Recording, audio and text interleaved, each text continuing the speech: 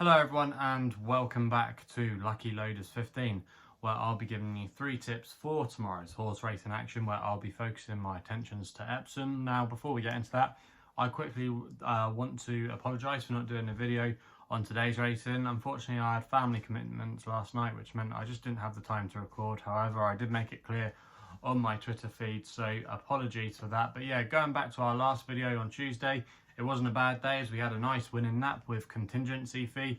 Did the job very well in the end and went exactly how I said it probably would end up. Contingency fee went from the front, got an easy lead, was unpestered, and in the end I just had too much for them and was very game and tough. He actually drifted in the market as well because George Baker's horse was very well backed, but in the end just didn't stay the trip at all. But yeah, contingency fee at one point drifted out to 11-2, was originally advertised at 3-1, but final SP was 9-2. So hope some of you were able to get on the best odds or took the final SP. It was a good result in the end and means we had a good day.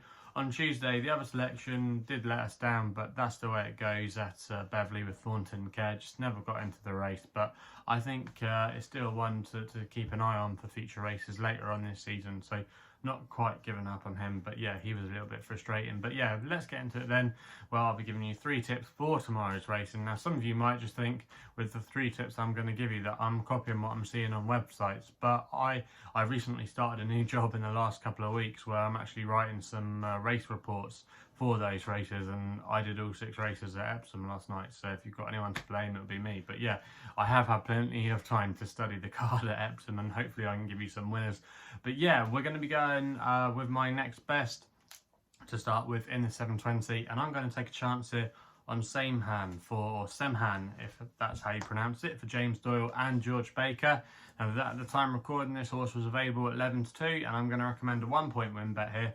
Now, George Baker's team have been in fabulous form of late. Fairly local trainer to Epsom, based in Shinfold in Surrey, and does well at these local tracks for him. He's got a good record there, and like I say, his horses have been going really well of late, operating at a 33% strike rate, and I think this horse, Cemhaan, is really interesting now. It used to be with John Gosden where he didn't set the world alight, but since going to George Baker, he's been persevering with him over middle distance trips. And if you actually look at his pedigree, he is bred to get this far and has shown promise on each start. Ran 5th at Windsor on his first run of the year for George Baker, and then really stepped up last time to finish 2nd when just denied to Windsor behind a progressive type called Goldie Hawk for Chris Wool. I think that was a really good run.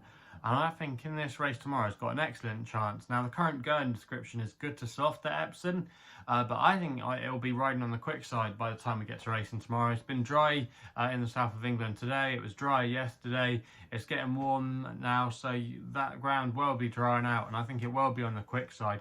And I think that'll play to Cemhaan's hands because all his best form has come on a quicker surface, and he can beat a few of these. I know I put out Amalfi Bay last week, who returns here and does have to carry the penalty, but is well treated in this race with the 3-year-old allowance. But I think Amalfi Bay might prefer a little bit of ease in the ground, so I think he could be vulnerable here. When he did try quicker ground, he didn't seem to like it, so I'm going to take a chance with Cemhaan, even though he does have to give away plenty of weight tomorrow. But I think he's got a really good chance in this race and represents a bit of value there at 11-2, so that's why he is going to be my next best of the day. We then go to my Longshot, which runs in the 750 at Epsom with a horse called Miss Mulligan for Callum Shepherd and George Scott, currently available at the time recording at 8-1.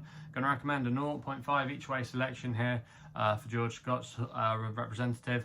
And if you might remember, if you go back to my Royal Ascot previews, where I will admit we had a pretty shocking week. It wasn't until the last day that we did any good, but yeah, it wasn't a great Royal Ascot for us.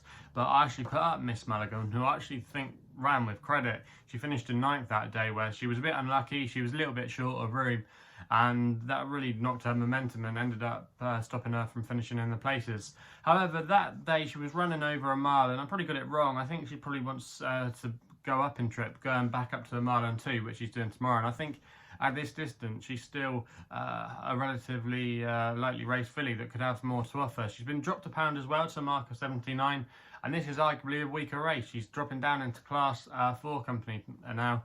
I know a few of these met at Epsom last week, but I just think Miss Mulligan does bring a little bit of a class angle to the table. She's got some good form. I don't think the ground should be too much of an issue, and I think she's got a live chance in this race. Like I said, I think her best trip is run about a distance of 10 furlongs. So I do think Miss Mulligan's got a really good chance of finishing in the first 3 tomorrow, and there's a little bit of a price as well if you wanted to back her for win purposes. So that's why she's going to be my long shot of the day. We then stay at Epsom for the nap, which subsequently runs in the next race in the 820. Well, I'm going here with a horse called Fred for Ben Curtis and Mark Johnston, currently available at 9 to 2 at the time of recording.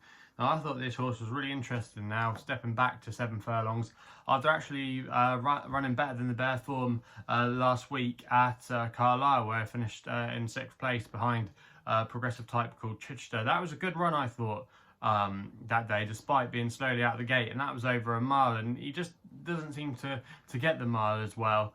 So I do think he'll be better stepping down in trip tomorrow. Also as well, he's got a good draw to work from. He's in stall 3, and I'm hoping he's going to be ridden prominently, because when he's done that in the past, that's where he's been seen to best effect. And there's quite a few in here that I think are a lot short in the betting, that are short in the betting, I don't think deserve to be up there. I think the likes of Otago, he's been a bit of a head scratcher, and it finally clicked for him last week, but he's now stepping up against better horses, and I would be against him for Jim Boyle. I really do think Fred should take all the beating in here if he gets off to a nice clean start, and I think at the prices isn't bad at all at 9 to 2.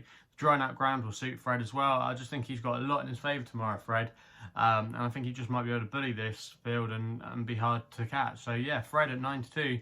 Obviously not the most inspiring name in the world, but I'm hoping Fred can get the job done for us, and I'm going to recommend a 1-point win bet there as my nap of the day. So they're the 3 tips at Epsom for tomorrow's racing. If you're still enjoying these videos, remember to hit the thumbs up button and subscribe here to my YouTube channel at LuckyLoaders15. Also as well, if you want to follow me on Twitter, my handle is at LuckyLoader15. And if you want to find out a little bit more about myself, my website is www.chrisloaderracing.co.uk. So please gamble responsibly. Hopefully we can have some winners for you tomorrow, and we'll be seeing you soon.